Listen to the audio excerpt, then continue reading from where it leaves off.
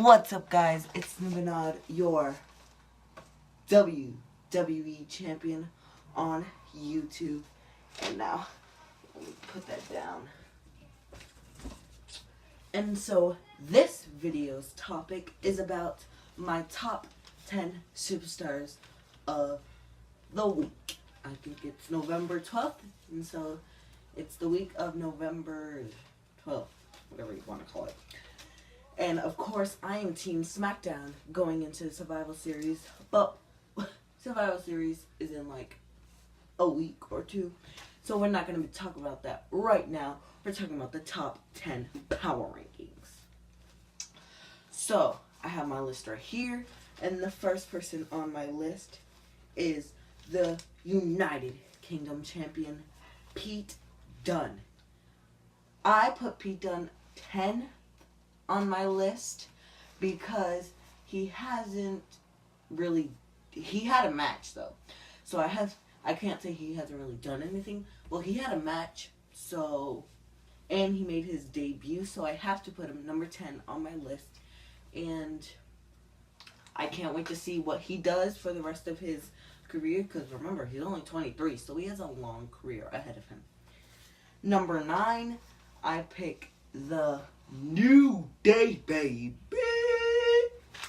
So I picked the New Day as number 9 because they didn't have a match on SmackDown, and many people will be like, oh, if they didn't have a match, they didn't even do anything, blah, blah, blah, blah, down their list, because they started Under Siege Part 2 for Raw, because what is Raw gonna do?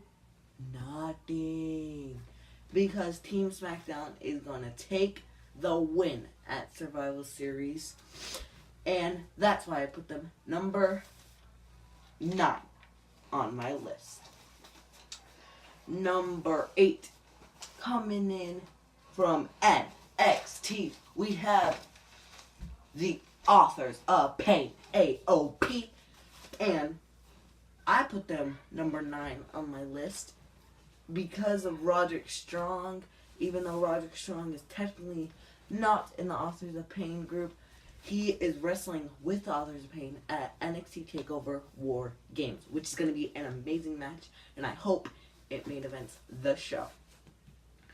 And so, number 7 on my list, I have the Undisputed Era. As you've seen in my other video, I had the Undisputed Era shirt on. And so, so I put them number, 7 on my list because Adam Cole had an amazing match on NXT this week. Number 6 on my list is kind of a two-parter. It's between him and Samoa Joe. So I put Finn Balor as number 6 and Samoa Joe as number 5. I put them on my list as number 6 and 5 because they battled each other. Even though they didn't have a match against each other, they still battled in the stage area and the announcers table area. And plus, they were added to the Team Raw Survival Series team at the Team Raw elimination match at Survival Series, which I am still Team SmackDown because Team Raw ain't got nothing on Team SmackDown, bruh. So, number 4 on my list is the Maharaja, all the way from SmackDown, India, is Jinder Mahal. And I put him number 4 on my list because he lost the belt. I think he's pretty overrated, even though he's on SmackDown, and I have to root for my SmackDown people, of course. But I'm pretty sure he's really overrated right now. Many people liked when he won the belt because he was like the underdog, apparently. But I think he's overrated, and I would have thought it would have been a boring match if it was Jinder versus Brock. So I'm happy that it's not going to be him, and we get to see AJ Styles versus Brock. Number 3 on my list, getting to the top 3. Number 3, because they lost their tag team championships on Raw, and because they got distracted from the New Day. It is the Shield. The main reason I think they lost is because of the New Day and a little bit from they didn't have Roman, but don't worry, he'll be back next week on Raw. And yeah, that's why they're number 3. Number 2 on my list is Cesaro, and I put them number 2 on my list because they won the tag team championships back. But I'm hoping that the Shield can cash in their rematch clause next week so they can win the belts back and have an amazing dream match with the Usos. Because Team SmackDown, the tag team division is on lock, and it's the Uso Penitentiary on Raw. Number 1. But before I get to number 1, I have to do some honorable mentions. The first honorable mention is Sasha Banks. I didn't put her on my list because she didn't really do much. I put her in the honorable mentions because she is not the team captain, but she is on the Team Raw women's team. Next person I put is Becky Lynch. I put Becky Lynch in the honorable mentions because she beat James Ellsworth. Duh! She beat James Ellsworth in an intergender match, and I'm happy to see that they're doing this now in the PG era.